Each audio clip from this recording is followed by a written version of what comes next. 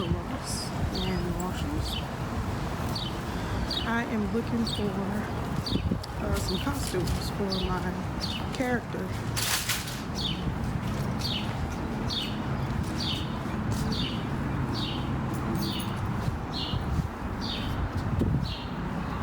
Whoops, wrong door.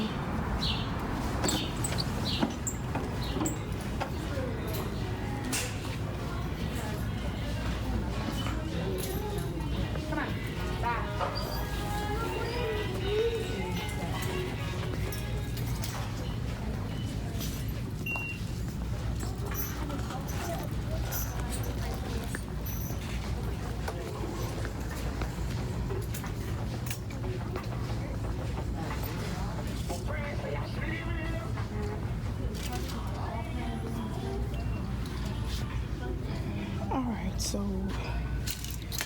my character is Chair Festival, which is Claire Huxtable from The Cosby Show. And you know Claire, she dresses in pantsuits, and I don't see anything like that. So I'm looking for a suit, something, you know, real dressy, classy.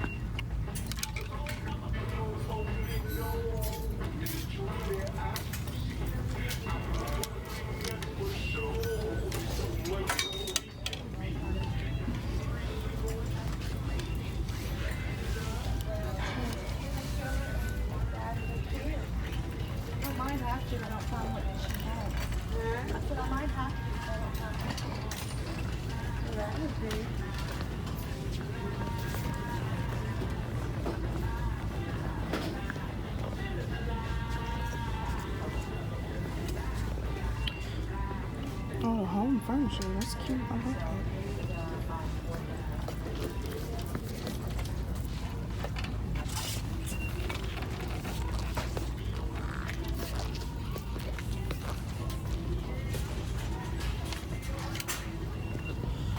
I don't really see anything I like.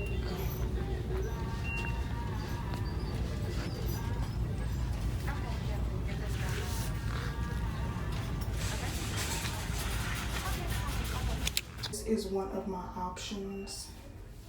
I know it's a little, you know, too small around the belly, but I'm hoping my Spanx, you know, will take care of it. I like how it looks on the side.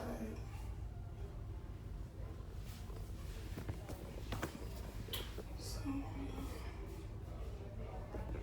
man, I was doing so good. I mean, I lost 30 pounds, and then I weighed myself, and I just got a little excited and happy. Then I started just, you know, doing the wrong thing. All right, so I'm gonna try to get back on track. I've been doing better. It's not like what I was doing, but I've been doing better. All right, so my camera totally just cut off. Like, how dare you cut off? Just missed my whole spiel about what I was talking about. But I am on my way back to work. It takes me about 10 minutes to get back on that side of town. Thank you. It takes me about 10 minutes to get back on that side of town. And we have to be back at 1 o'clock, and it's like 12 something now. So I am headed back. All right, so I'm on my way back to work. I really don't feel like going back to work. I mean, like, I am done with everything. I have cleaned everything. I'm a music teacher, so I don't have a traditional classroom. The majority of stuff I had to put away was a few instruments, you know, just clean up all the papers, you know, stuff like that. I mean, it's nothing really in particular that I had to really hone in on and clean up. So my room is finished. It is cleaned, and I'm just ready for 3:30.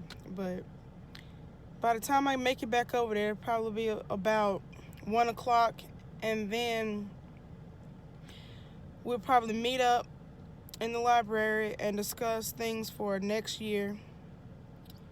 And I'm just ready to go. Y'all see my face? Look at my face. I'm ready to go. I will talk to y'all later. So much stuff happened in this classroom.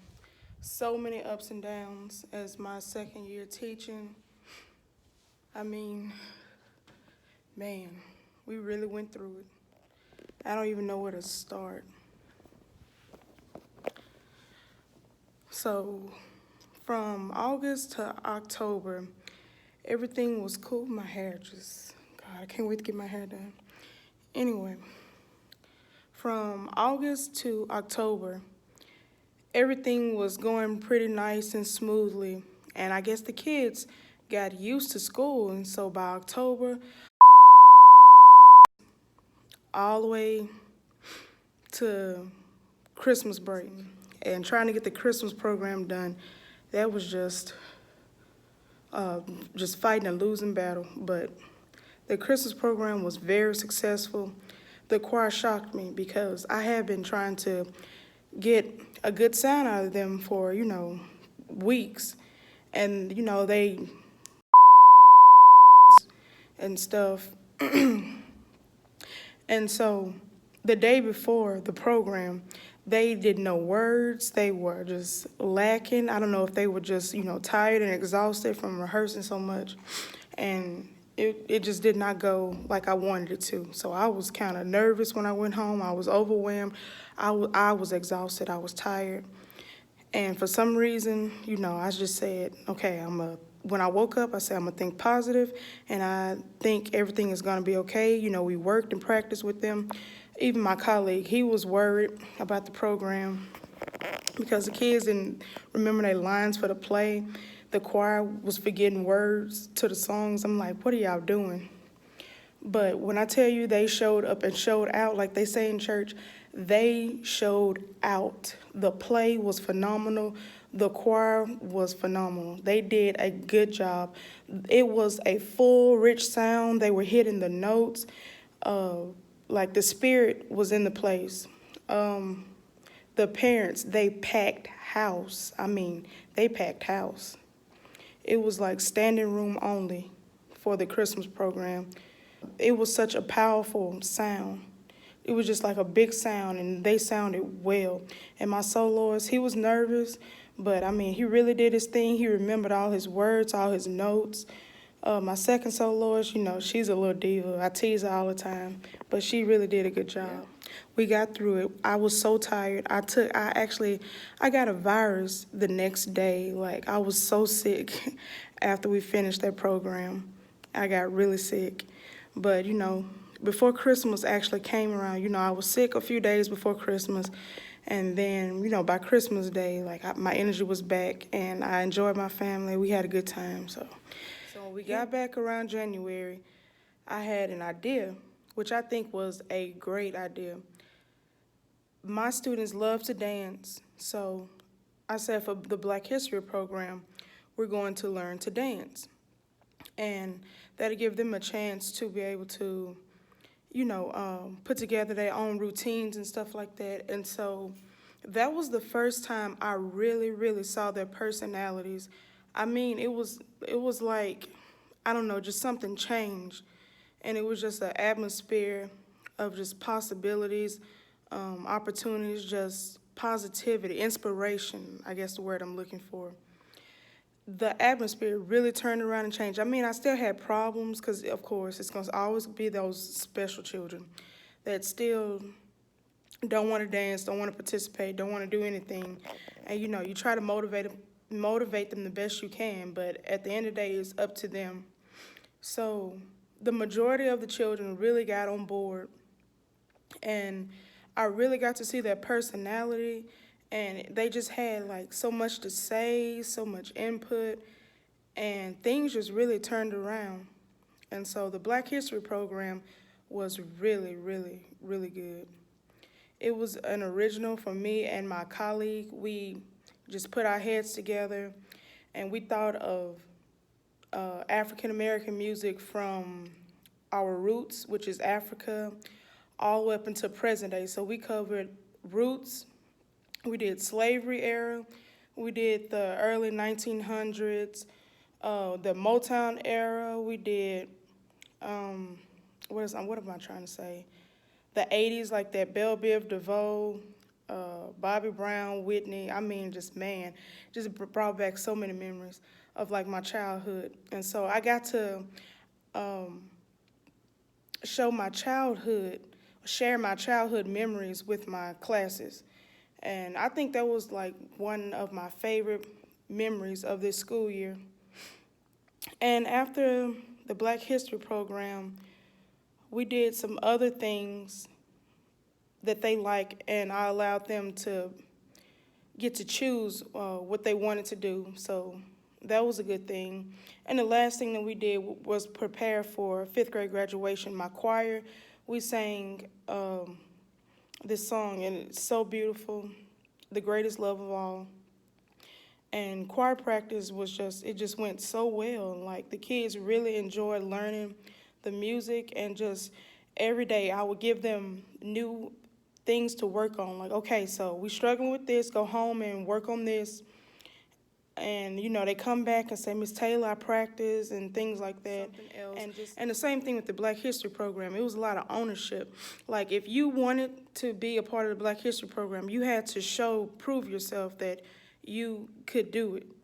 You had to go home, whether it was come up with your own routine or practice a set routine that we taught them.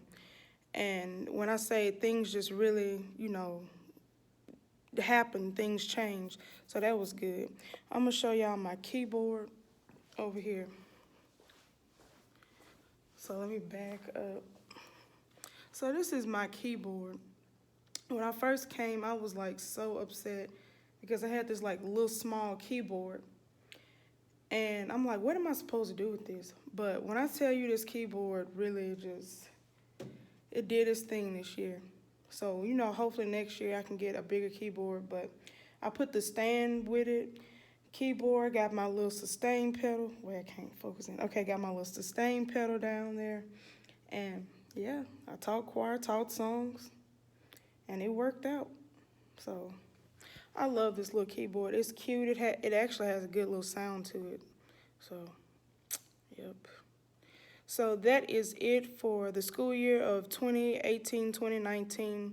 Good luck to my students on all your future endeavors, and hopefully your 2019-2020 school year goes well. You achieve and accomplish much, and I pray and many blessings to all the educators out there, because it is a job.